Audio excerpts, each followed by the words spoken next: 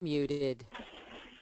Good afternoon, good morning, wherever you might be. This is Perry Reynolds with the International Housewares Association, welcoming you to our webinar, What's Cooking? This is an annual event for us, but this year we have a new speaker. Speaker today is Penny. Penny, you're going to have to correct me if I mispronounce your name. Rosema. She's the Executive Vice President of the Cookware Manufacturers Association, which, as most of you know, is a not-for-profit trade association owned by its members who are manufacturers of kitchenware, cookware, bakeware, and they work on standards, they work on industry information, mostly just to support that piece of the industry that does a great job. Penny's going to walk us today through the kind of trends she sees happening in cookware, discuss what's new in the category, changes in channels. Sounds like a full hour. Penny, take it away. Thank you very much, Perry. Just a quick reminder that I accidentally sent to some of the CMA members the panelist link, so some of you may be on the same link that I'm on. You have been muted, and if you have questions, please feel free to direct them to us after the webinar here this morning.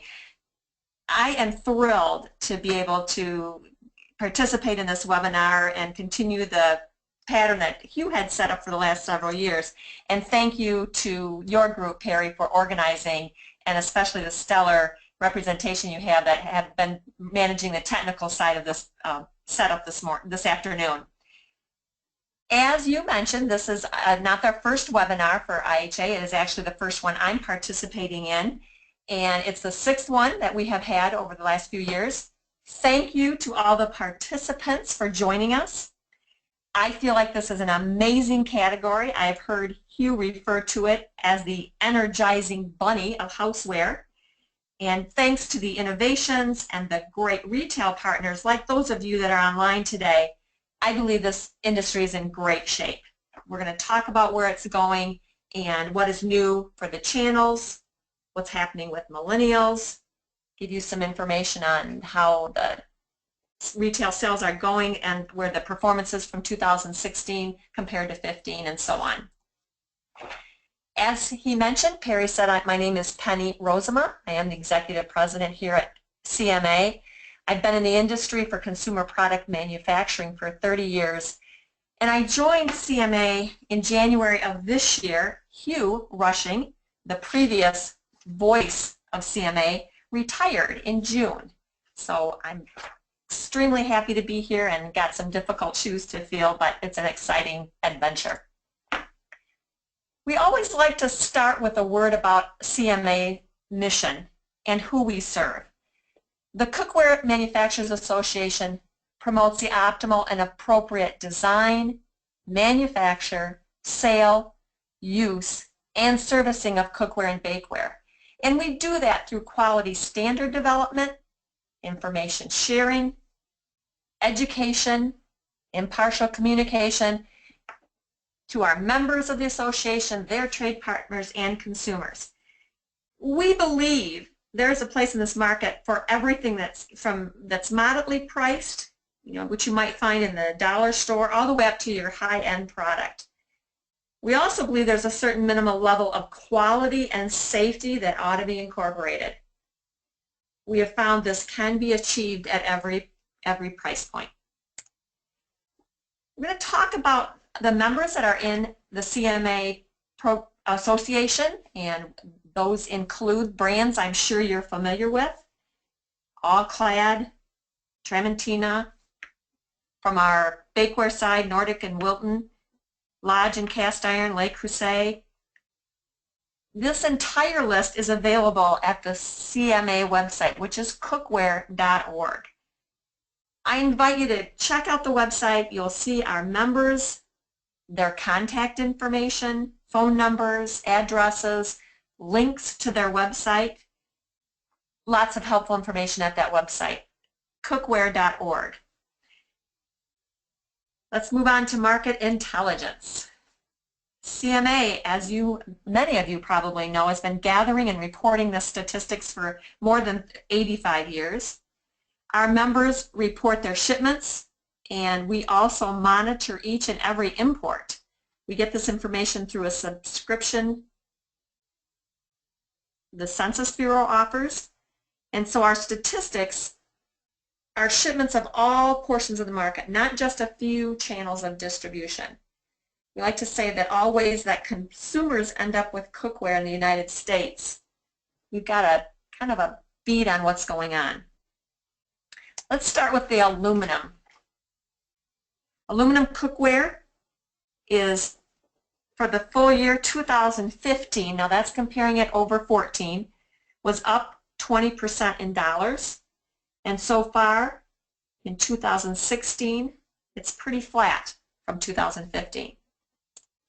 If we talk about stainless steel cookware, we are including multi-ply, product with encapsulated bottoms, single wall, and also that typical deep stock pots that are single wall throughout.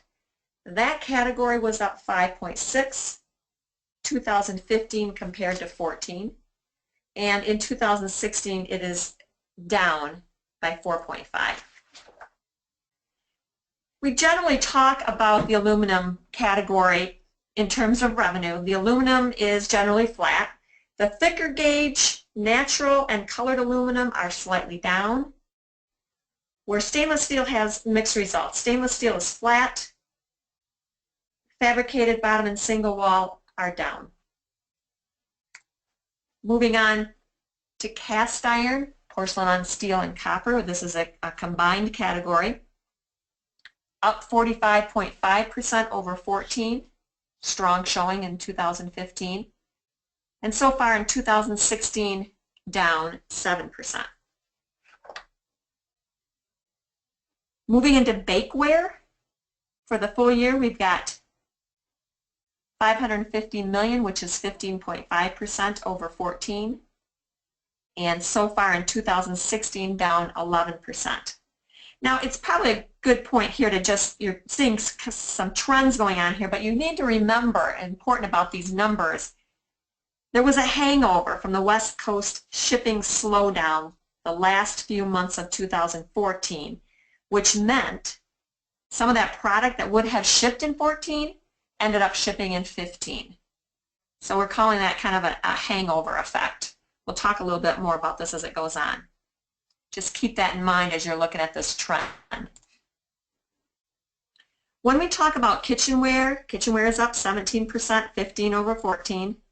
However, down again in so far in 16. Again, remember the hangover effect.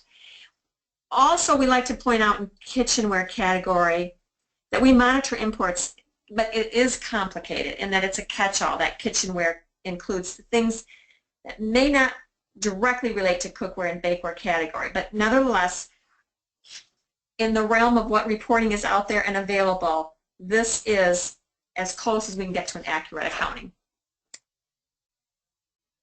Now, if we talk about the tea kettle category, they were up in 2015, and again, they're showing a downtrend so far in 16, keeping in mind that we had that West Coast shipping impact, and tea kettles continue to have a cyclic demand. Some interesting facts: private label and imported cookware shipments were up in 15 over 2014. As you might expect, China remains the major producer of imported cookware and bakeware and kitchenware. The first 6 months of 16 were flat in 2015, over $2015, down in units and up in average price.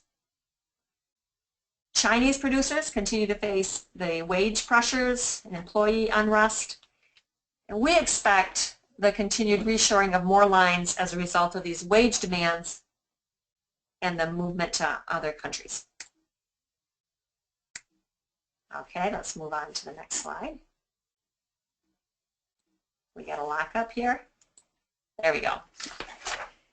If we break down consumer preferences, this is through September of 2016. Anodized is 40% of the revenue dollars. Colored exterior is 52%. Polished is 7%. Nonstick is 80% of the dollars in aluminum and 90% of the units.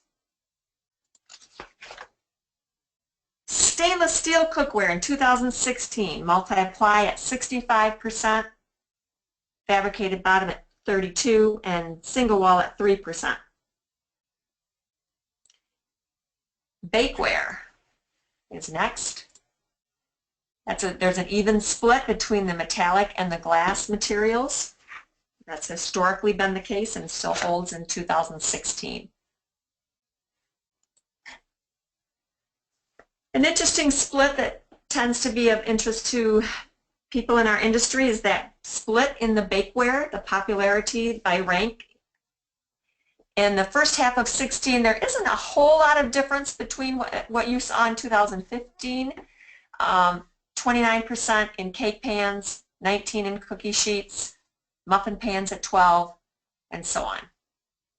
These numbers account for the majority of that category. So where did consumers shop in 2015? Mass markets included 32%, which was up from 2014, but very, very slightly. Big box was down. Traditional department stores and moderate department stores were all down.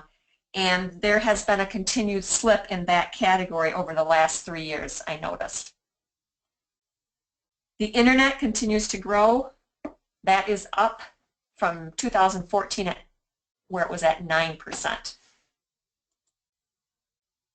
If we look at bakeware for the same information, mass merchants is at 20%, big box at 31%. And you'll see the national, grocery, and traditional percentages are listed there as well.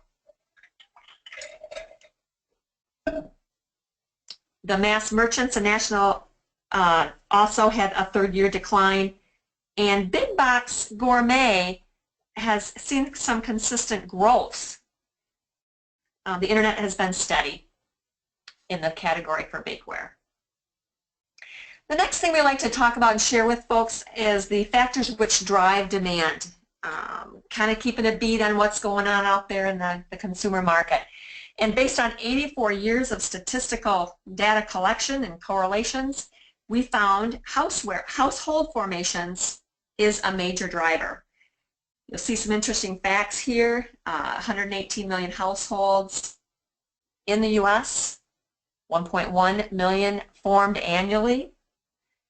And we talked about this last year. 2015 had the biggest spike in new households since 2007.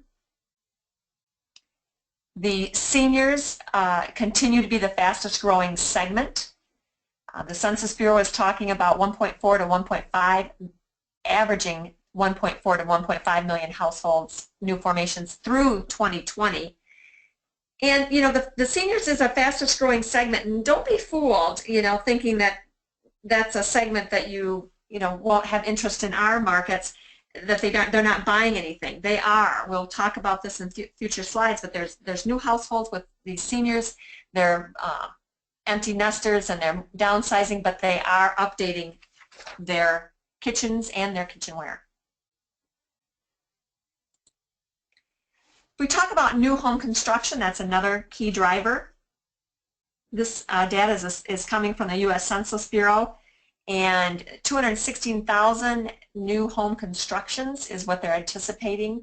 I'm sorry, 2016 is expecting 739 new home constructions, excuse me.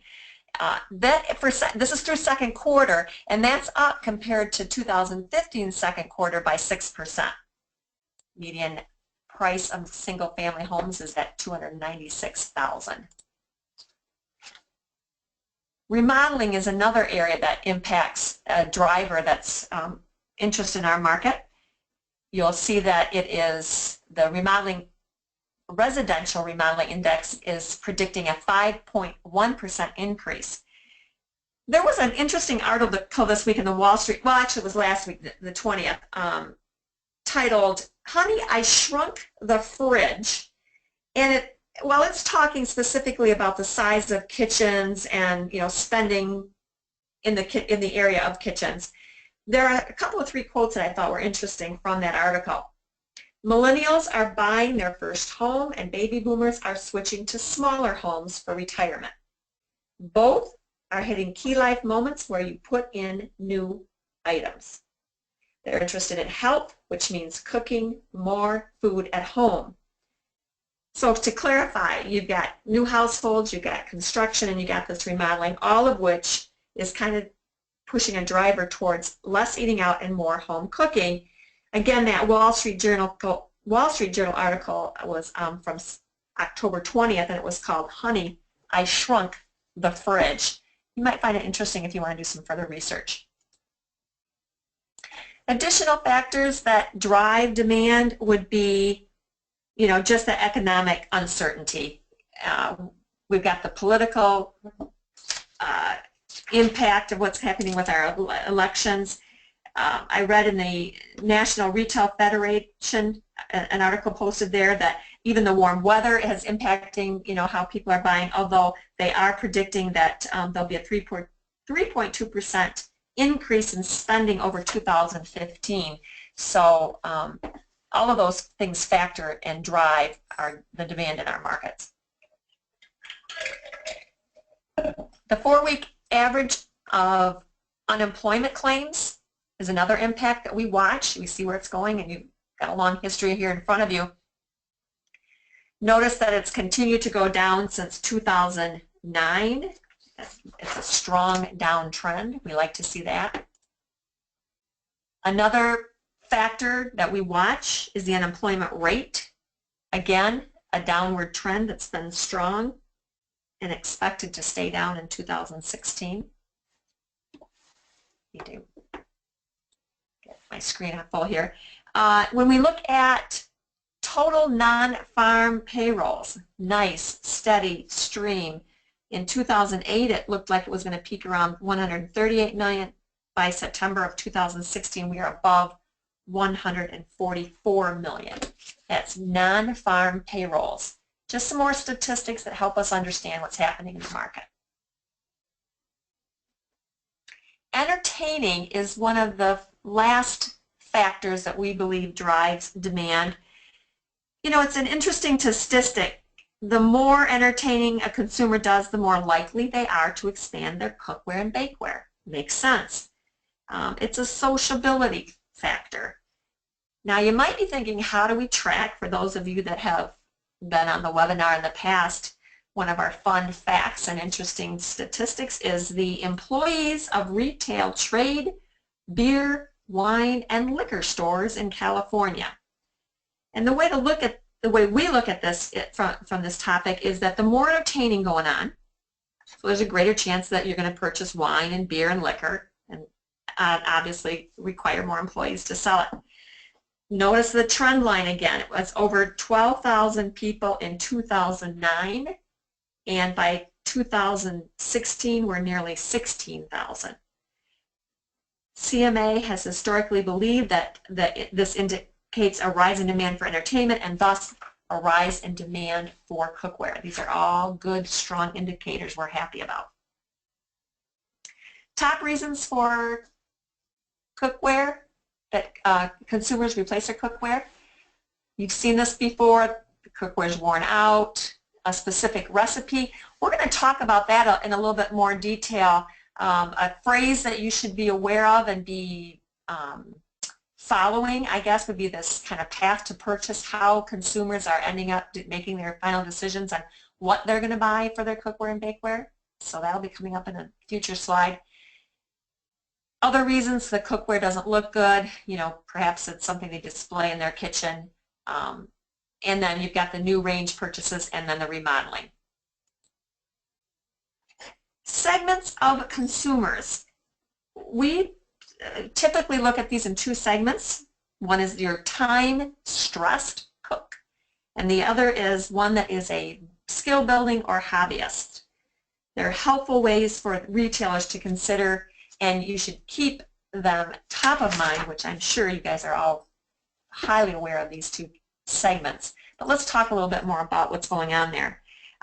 They're focused on time-saving benefits and the ease of use. They're seeking convenience. We talk to this as these are people that Google search. They look to Pinterest for healthy, quick recipes. This first category, Jell-O and fondue, are not out of the realm of possibility for this cook. In your Type 2 segment, this is a section that's kind of inspired by the Galloping Gourmet. They still may use their mother's cookbook, Joy of Cooking. They explore and they love the social aspect of cooking and what they buy as cookware and bakeware. And here's a great statistic that's been time honored. It's been a part of slides for several years. If you look back at the rate of sales and the number of households in a 10-year period, 90% of consumers will replace their cookware. So if we have 118 million households, on average, that could be over 10 million households will replace their cookware each year. We like to think about how this translates into replacement buys in your market. All right, we promised to talk about the millennial consumer. The basics still hold true. When we study this consumer, it's equal male to female. 40% of them consider it an adventure. They are big readers of product labels, and we'll talk about product reading and having information about what's in and on their purchases is important. They make emotional decisions. They like healthy foods. They're often vegetarian, and they're big into sauces and enhanced flavors. For those of you that are following, or maybe you perhaps have already seen the HFN article in March of 2016, they had a good article on demystifying millennials. And a couple of quotes from that include further backup of what we're talking about here. They tend to eat out less and cook more. They enjoy fresh foods and controlling the ingredients. That plays a big role in how they entertain. They're trending to health and wellness. Many live in small apartments or homes.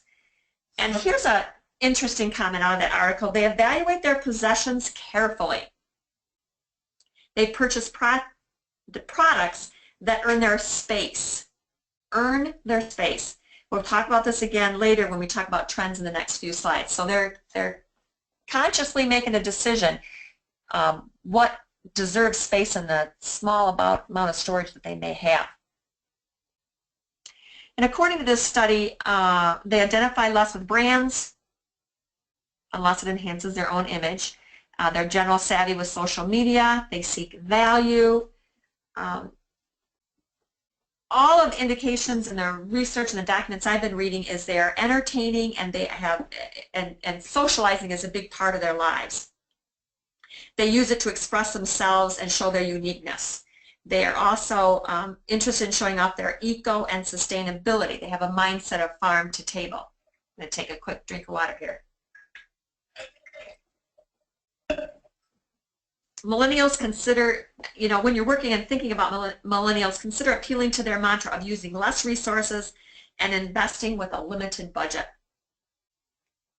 If you're driving to the bridal market of millennials, consider giving them basic products that have high utility. They might choose cookware pieces, or might consider pieces are more important than getting a large set. Just a thought. In the millennial category, we talked about this last year, the LOHAS. For anyone that's not familiar with it, it's lifestyles of health and sustainability.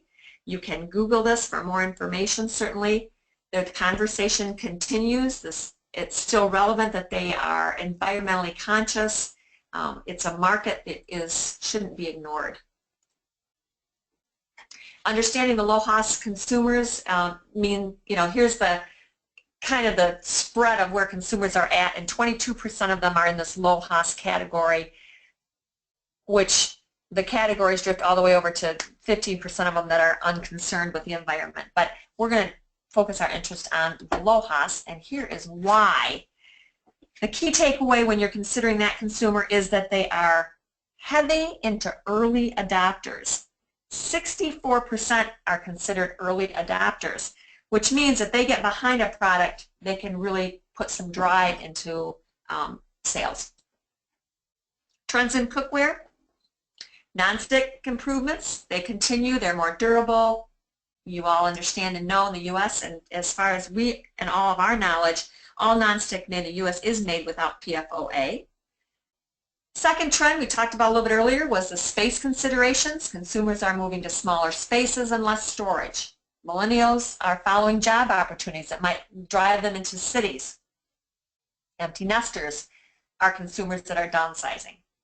The color revolution is still underway, bright colors that, this allows for an update without a lot of high cost. And cast iron continues to be strong, both raw and colored product. And remember, we have the new rust-resistant iron. The changes in the channels, the traditional brands spreading both up and down the price point. Retailers and brands are challenged to come up with new ways to protect their position. In the gourmet side, they're creating their own brands with private labels to avoid comparison shopping, which happens when they compete against Amazon. Pay attention to the customer's path of purchase. We had a speaker at our recent conference for CMA, Heather Lutz. She did a great job teaching us and helping us understand how this consumer is and how their path to purchase is changing. So a consumer is looking for a special recipe. Where are they going to go? Maybe Pinterest or Google. They may visit the brand website. Then they'll follow that up with looking for options to purchase maybe on Amazon or looking to the brick and mortar buildings. But that path to purchase is coming in a variety of ways. So think Pinterest, Google, brand sites, all of the above. Which leads you to understand you need to pay attention to your website. How are customers finding you? What are they looking for when they get there? And they're also looking for more information, and we'll talk about the Smart Label initiative, which has got some information stepped out there, and I'll share that with you here in a minute. The supermarkets continue to be more sophisticated and with cross-merchandising opportunities as well. All right, preferences. No news to you. They want to feel the product, and of course, they want the one in the box.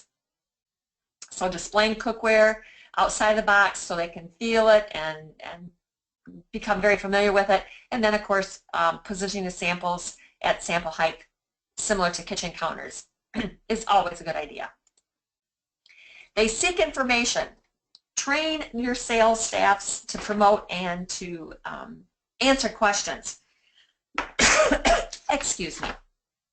Since joining CMA in January of this year, I take time out of my shopping trips to look to the cookware and bakeware sections. And it's mostly a positive experience. They're knowledgeable sales staff. They ask friendly questions. They want to know how I cook, what I'm looking for. When we talk about the Smart Label initiative, what this is about is in 2016 there was a Label Insight Transparency ROI study. I'm going to give you information on how to look at that in a little bit. This information, Shara Kroll from our NSF affiliation here shared the study with me recently. Here's in a nutshell what that study said. People want more information. They're asking more questions. The Smart Label initiative is making it easier for them to find that information. The number one focus, of course, for this Smart Label initiative makes sense. It's the food that they're eating or we're eating. But number two in that will be following up with consumer products. And what happens is each label would have a specific landing page containing detailed information. The landing page would have similar format and consistent look, so I as a consumer, when I go to look for something, no matter whose brand I'm looking at, I can find all of the similar information in one location and it looks similar. They might find that information by scanning a QR code that would drive them to a landing page. They might find it by going to a company's website. There could eventually be apps. So understand about the Smart Label initiative. It might be something you want to add to your research information. And of course, when you're looking at retail strategy and training, we do have wonderful tools at cookware.org. There's some buyer learning tools. And at the end, I'm going to give you a quick tour of the website so you know how easy it is to find those. But when you get there, this is what you'll find. Oh, excuse me. Back here. Each unit has a different topic. So if you're training new retail staff, this is a great section to go through. Gives them some basic information, and they can go at their own pace, and it's readily available. You don't have to sign on or be a member to get to this portion of our website. Number 3, when we talk about consumer preferences, is they seek affirmation.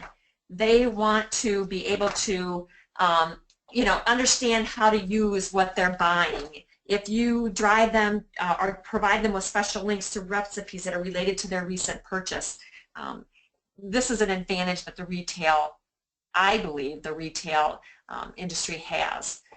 You can give them information, you can help them find the right tool to fit the needs of how they cook. Consumers seek affirmation. What matters to the consumer? Material, price, brand, and appearance. Interesting that appearance you might think would be much higher, but note that material is the most important in the ranking of what's important to consumers. Turn-offs, food stick, loose handles, the handles get hot. Again, I want to remind you that in the buyer tools that we have, there is a section that talks specifically to handles so that you can make sure that your staffs are trained on how to talk about handles intelligently to the consumer. That's in Unit 4 of the buyer learning tools. I think it's interesting that handles get hot is number 3. They all get hot. There's really no such thing as a stay cool handle, but some get hotter than others. And of course, they don't like product that's hard to clean or that has poor performance. Nonstick is getting better than ever. It's more scratch resistant and heat resistant. The traditional concerns are outdated. Nonstick ceramics, when we talk about the ceramics, of course, it's a mixed bag. About 25% of the U.S. market, it might be up slightly. The EU continues to decline slightly. Staining is a problem. The other concern that we've seen from consumers, or we hear them talk about, is what I like to call the life cycle. There's some disappointment with a failure to release the food for as long as a traditional nonstick can do. So those are areas of concern with the nonstick, but it just continues to get better in every category. Quality of manufacturing. The value equation has increased. There's more options than ever. There's continuous improvements. I've had time over the last few months to visit with a number of the CMA members. I can assure you manufacturers are committed to continuous improvement. I saw it at every turn. And this translates to greater value to consumers. So quality is improving and pricing is remaining stable. We talked about nonstick a little bit, but if we look to the future, traditional nonsticks, it probably won't be challenged until the food release attributes match the traditional materials. More product made in the U.S. You can look to see a return to domestic manufacturing in some situations. And we believe that's because the labor cost difference between U.S. and other countries is narrower than it used to be. Europeans have a stagnant economy, and they see U.S. as a U.S. growth market. So there's a wide array of brands in the U.S., and I think that's speaks for itself. Then finally, there's more offerings available to do our flexible and lean manufacturing. The requirements for manufacturers have they're not as strenuous as they used to be, and we have more power in the lean manufacturing. So all good stuff. All right, let's talk about resources from CMA that you will find helpful. We have on the CMA website, there are three main areas. You have the members, consumers, and retailers. And what you'll find in those sections, I'm going to flip to a quick demonstration. If you click on the retailer's site, I talked about buyer learning tools, which is on the right-hand side, and when you click there with your little pointy finger, let's try here. It's also embedded in the main part of the website. These are these sections that I talked about, and when you click on each one of those, it'll go into detail. That's very helpful, I think, that you will find useful. The other section that I think is important, and I think you will find great value in, is if you click on the consumer site. You can get to the consumer or the retailer site either at the top of the page or from the home page. You will find there is these cute little pans. And so if I click on the consumer page, another very valuable link is the guide to cookware and bakeware. Give it a second to catch up. Again, your staff might find that helpful to click on this and walk through some of the information. And this is where we send consumers when they call us, when they call an SES expert and ask, you know, what is the best cookware for what I'm, you know, where do I go for it? Number one, we send them to the list of our CMA members. We don't offer any preferential treatment to anybody, but we also tell them that there's a great deal of information on the CMA website and show them how to get to that. I guess the next, and kind of wrapping up, I talked about the guide there. That's the guide that you can find on the website. I'd just like to kind of wrap up and move into the question section of this by saying, let's get to know each other. I'll be traveling to the Ambiente and to the IHA International Housewares Show coming up in March. I look forward to reaching out and meeting those of you that have questions and continuing our relationship and learning more about what you're doing in the industry and how we can help promote this amazing, energizing bunny of the housewares. And with that, I am going to reach out to Jenny and see if we've had any questions. Thank you so much, Penny. That was great information. We have a few questions. One is cast iron, porcelain on steel, copper 2014 to 2015, up 45.5%. What might be the reason for this? Well, that's a great question. Probably the biggest impact is coming from better merchandising. You know, cast iron is rising in relevance. It comes with better, you know, as it rises with relevance, it comes with better in-store placement. You know, I notice when I shop and I'm out there looking at it, the hanging skillets are moving off the bottom shelf and are making, you know, better visuals. They're getting more space. Independent gourmet retailers are also benefiting by investing in standalone fixtures and racks to display cast iron. And then the e-commerce are still showing strength, you know, broad assortments that they offer. All of that contributed to that increase. All right, perfect. Thank you. Another question, Penny, is how can I get more information on the Smart Label initiative? All right, there's a couple of ways you can do it. If anybody wants to, you know, send an email to me, I can send a direct link to them. That's prosema@cookware.org. But that is called the 2016 Transparency ROI Study Label Insight. It's a PDF. And if you just Google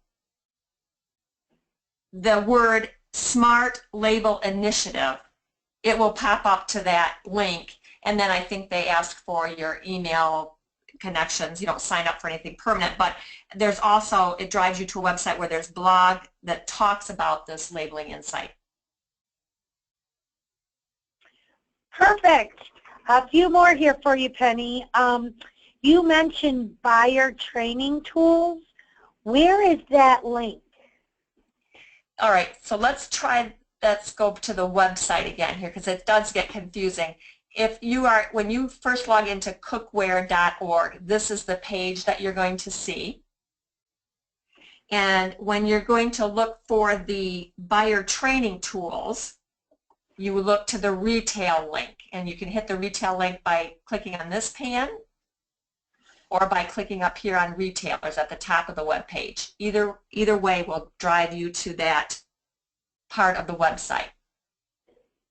Once you're there, there's a section called Buyer Learning Tools. And you see how my finger, this arrow turns to the finger that makes it a link. But it's also, if you hover over the paragraph part here, there's a link to the Buyer Learning Tools. So either way. Another way that's very easy is just get to the main site and come down here and search for and type in Buyer Learning Tools, and it'll drive you right to it. That is a very useful and great resource. That's really good. Another question here, Penny. If interested, how would a listener get information about becoming a CMA member? Would love to share any information. I have a brief PowerPoint that I can work through with organizations that kind of give them an idea of what the benefits and the return on the investment for being a CMA member. And they can just send me an email note at prosema.org. And my contact information is also on cookware.org. If you go to the home page, my links are there as well. Contact us is another option here up at the top of the page. Okay, I think we have a few more. Hold on here.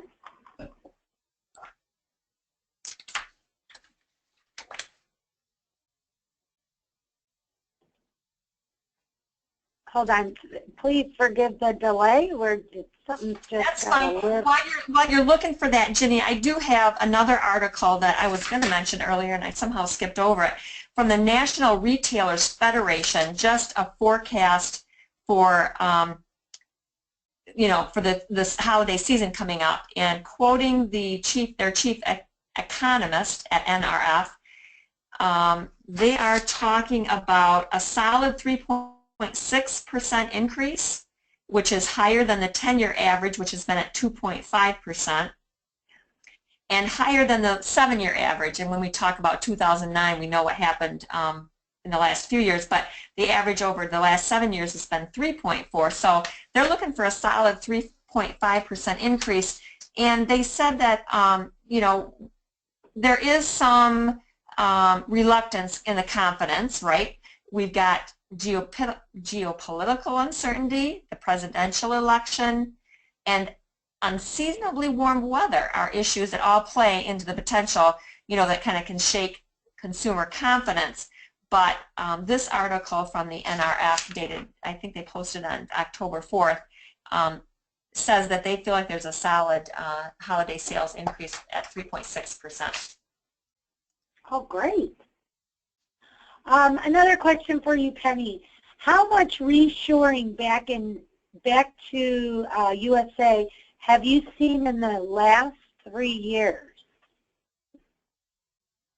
I cannot answer that one specifically because I've already been in here since January. I'm sorry, I'm unable to answer that question. I don't have a beat on that. Okay.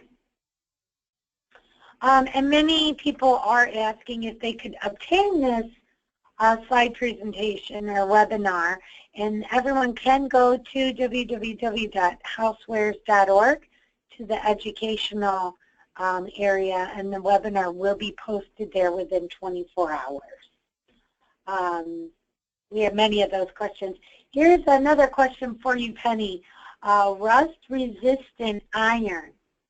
Is it used on more info on this material and its application on cookware? I didn't understand the question. Could you say it again? Sure. Rust-resistant iron. Is it used on cast iron? Where can you share more information on this material and its application on cookware?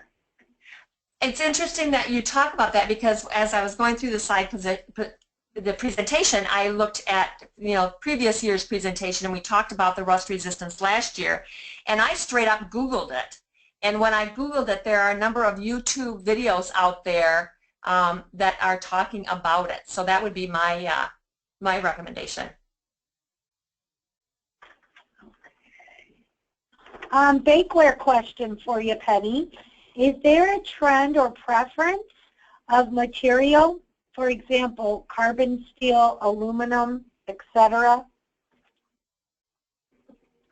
All right, now we're getting into the tough ones. What I'd like to do with that, Ginny, is to will you send that to me with the contact person, and I will follow up on that. Okay, for that person who did ask Penny that, if you could contact her directly, or you can contact me and I will forward on the question to Penny. My information is gcostello@housewares.org. And Penny, your contact information, could you please give it your email? Certainly I will. P as in Penny, Rosema, R-O-S, like Sam, E-M-A, at cookware.org. And one of the great pleasures of being new into CMA is this great wealth of learning that I get. One of the big disadvantages is following Hugh, who had over 20, 30 years in the cookware industry. So I will find the answers for you if and I'm able to answer them today, as is this question was. Okay, one more for you, Penny. Do you have any predictions on reshoring the future? Do you have any predictions on reshoring in the future? The only predictions I have on that are my personal bent on it, and I think that it's going to increase. And the reason I say that is if you look at the challenges that we have with the shipping, and just as manufacturing gets more and more streamlined and able to respond quicker, but that's certainly just a personal opinion. I've not been in this industry, again, long enough to give a strong answer on that one. Okay, Penny, one more time, could you please repeat your email? P. Rosema at cookware.org. Okay. Well, I believe those are all the questions. And once again, Penny, I'd like to thank you and CMA for all this great information. For those of you who would like to obtain this information, feel free to go to www.housewares.org into the educational area of our website. And if you have any other questions, feel free to email myself or Penny. And once again, Penny, great job. For a beginner, you've done fabulous. Thank you again for all this. And we look forward to next year. Have a good day, everyone, and thank you for joining us. Thank you, Jenny.